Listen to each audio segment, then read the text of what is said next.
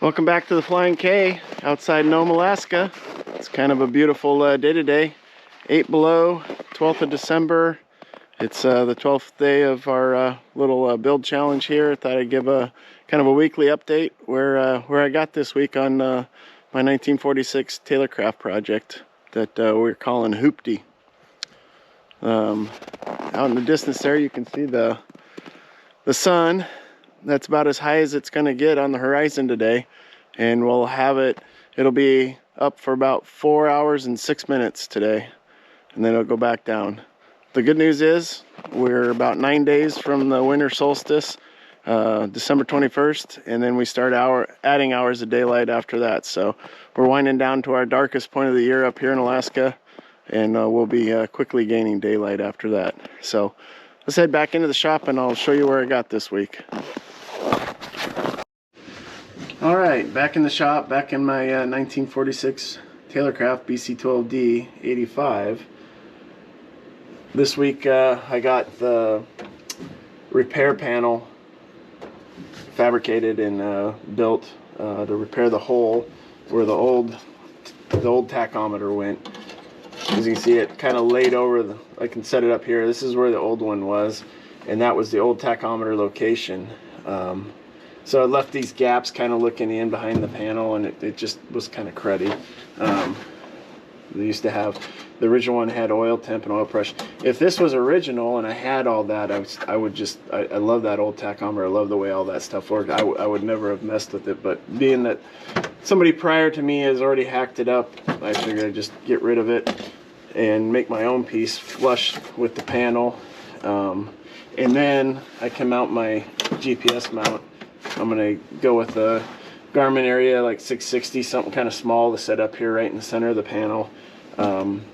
And lowering the tack in this panel gave me room to mount that. So kind of excited about all that. I'm gonna finish riveting this on, getting the GPS mount mounted to it.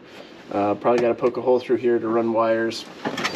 And then I'm gonna fabricate this panel and put a Garmin USB port in, and 2 circuit breakers, circuit breaker for the GPS, circuit breaker for the USB, and then I gotta drill some holes for my headphone jacks.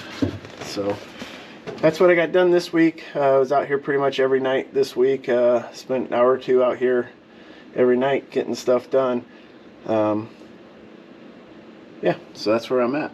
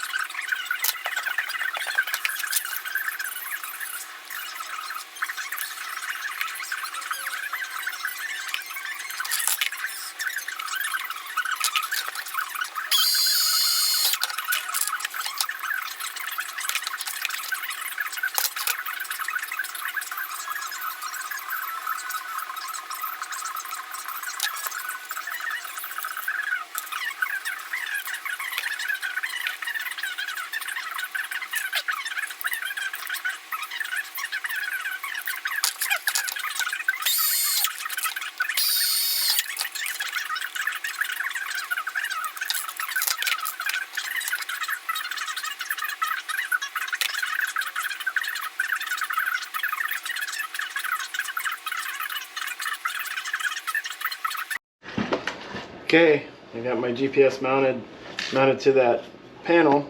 Turned out really good, real secure.